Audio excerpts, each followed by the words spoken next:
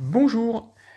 Alors, dans cette vidéo, aujourd'hui, on va parler de la télémétrie du RSSI. Donc, c'est la qualité du signal, en gros, hein.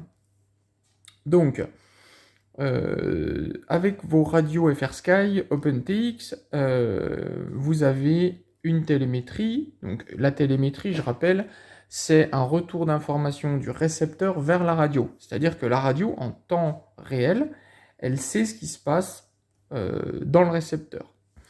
Donc ça veut dire que il y a un échange entre les deux et vous allez pouvoir connaître la force du signal.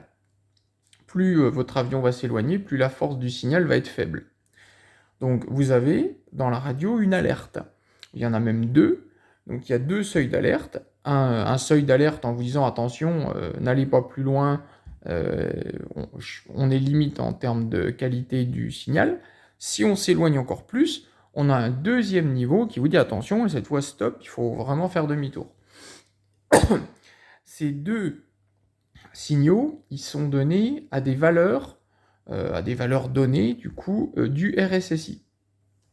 On va regarder comment régler ces valeurs. D'origine, dans les radios OpenTX,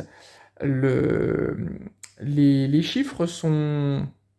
je ne sais plus, on va regarder combien ils sont, mais ils ne sont pas à la valeur qui devrait être sur les nouveaux récepteurs Archer+. Donc, on va aller regarder où ça se trouve déjà. Donc, une fois sur menu, une fois que vous êtes sur Beaver, on vient plusieurs fois, on appuie sur page, on fait tourner, hop, on tourne, fonction spéciale, script, télémétrie. Voilà, télémesure. Donc ça, c'est, voilà, là, vous avez donc, le RSSI, c'est donc le signal, hein, la force du signal. Alarme basse, alarme critique. Donc là, on retrouve les deux qu'on a vus. Et bien, donc là, on va mettre non pas 45, mais 35.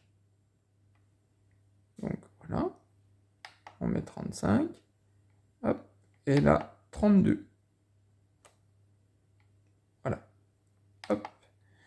Donc, je vais vous montrer la page FrSky qui dit qu'il faut mettre ces valeurs-là sur les récepteurs Archer+. Hein. Donc voilà, là vous aurez donc les alarmes qui fonctionneront, tout simplement quand ça devrait être le cas.